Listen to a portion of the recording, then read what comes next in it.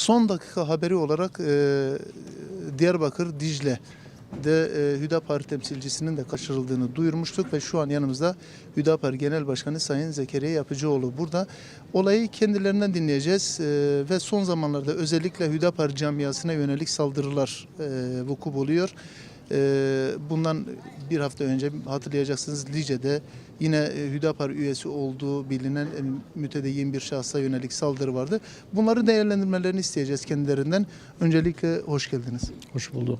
Teşekkür ediyorum. Sayın Yapıcıoğlu, malumunuz camianıza yönelik son zamanlarda saldırılar gerçekleşiyor ve bunların önü de alınamıyor. Sürekli sağduyu çağrılarınız var. Bu konuda gelinen noktayı nasıl değerlendiriyorsunuz? Evet. Kamuoyunun da malum olduğu üzere yaklaşık 1,5 yıl önce Hüdapar Partisi'ni kurarak yola çıktık. Hüdapar Partisi kurulduğunda özellikle Kürdistan bölgesinde ikili bir yapı vardı. BDP ve AK Parti'ydi bu ikili yapının iki unsuru. 15 ay kadar sonra girmiş olduğumuz ilk seçimde bölgenin 3. siyasi gücü olduğumuz tescillendi. Öyle görünüyor ki bu durumdan rahatsız olanlar var. 15 aylık süre içerisinde çok sayıda onlarca saldırı oldu. Neredeyse her haftaya bir saldırı düşecek şekilde partimize, binalarımıza, adaylarımıza veya seçim çalışması yapan arkadaşlarımıza saldırılar oldu. Bu saldırılar nispeten küçük çaplı saldırılar olduğu için ve daha önce BDP sürekli seçim öncesi gerginlik politikası yürüttüğü için bunları çok fazla önemsemedik. Hep sağduyu çağrısında bulunduk, sizin de belirttiğiniz gibi. Lakin özellikle seçimden sonra bu saldırıların devam etmesi, üstelik şiddetin de devam etmesi bunun sadece bir gerginlik politikası olmadığını aslında ortaya koyuyor. Yine kamuoyunun malumudur. Seçimlerden önce BDP yöneticilerden kadın eş başkan eğer Hüdapar bir siyasi parti ise siyaset yapsın demişti. Biz siyaset yaptık. Temiz ve dürüst bir siyaset yaptık. Fakat bizim bu siyasetimize silahla karşılık verdiler. Sizin de az önce belirttiğiniz gibi 2 hafta kadar önce Lice Belediye Meclis adayımızı kaçırmaya teşebbüs ettiler. Adayımız direnince, Mikail Ayık kardeşimiz direnince kendisine ve akrabalarına ateş açtılar. Kendisi, kızı ve ağabeyi bu olayda yaralandı. Tesellimiz can kaybının olmamasıydı. Fakat bugün saat 15 sıralarında işi daha ileri boyuta götürdüler. Dar geçitte partimizin seçim sürecinde aktif bir çalışanı olan Mehmet kardeşimizi şehit ettiler. Siyasete kamulaştırdılar. Bizim siyasetimize silahla karşılık verdiler. Henüz otopsi yapılmadı. Şu anda Mehmet kardeşimizin naaşı morgda bekliyor. Savcı bekleniyor. Daha cenazemizi defnetmeden Dicle ilçe temsilcimizin yine PKK çeteleri tarafından kaçırıldığı haberini aldık. Aslında bu bir savaş ilanıdır. Fakat sözle bunu dile getirmeye cesaret edemedikleri bir savaş ilanı.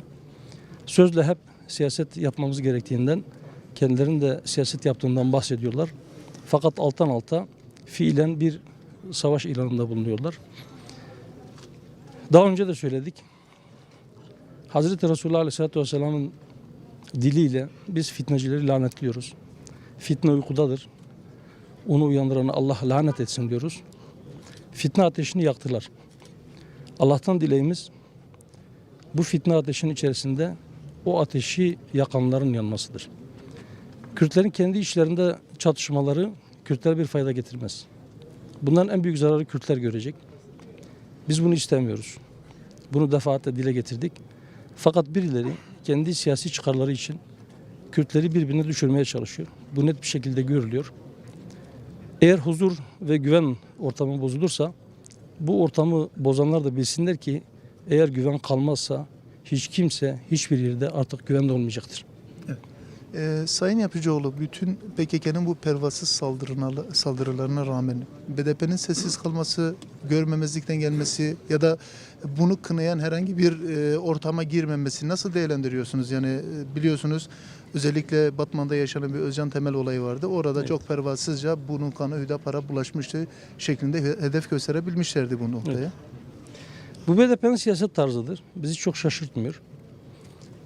40 yıldır siyasetlerini kan üzerine inşa edenler, hep kandan beslenenler, son 1,5 yıldır nispi bir huzur ortamı oluşunca, 1,5 yıldır cenazeler gelmeyince, daha önce de söylediğim gibi kendilerini sudan çıkmış balık gibi hissetmeye başladılar. Bu nedenle hep taze kana ihtiyaç duyuyorlar. Bu son olay da bunun bir göstergesidir. Burada şunu ifade etmek istiyorum. Hem bu saldırının hem de kaçırmanın sorumlusu bizatihi BDP'dir. BDP'nin yöneticileridir. Ayrıca hükümet ve AK Parti de bundan sorumludur. Zira biraz önce söylediğim gibi ikili bir yapı vardı. Üçüncü bir siyasi güç olarak Hüdapar'ın siyaset sahnesine çıkmasından rahatsız olmuş olmalıdır ki her ikisi birden. Bugüne kadar yapılan onlarca saldırının bir tekinin bile aydınlatılmadığı herkesin malumudur.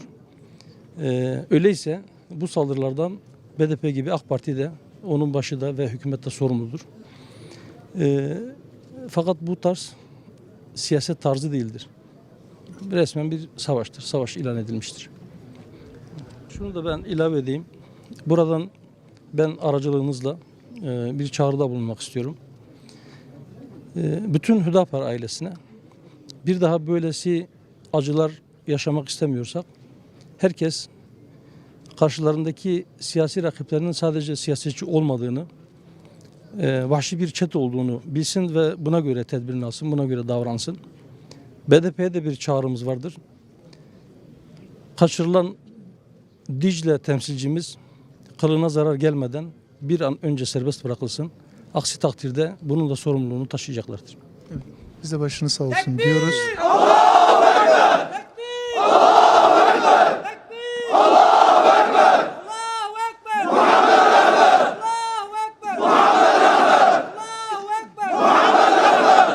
Dişe diş, kana kan, seninleyiz Hüdapar. Dişe diş, kana kan, seninleyiz Hüdapar. Dişe diş,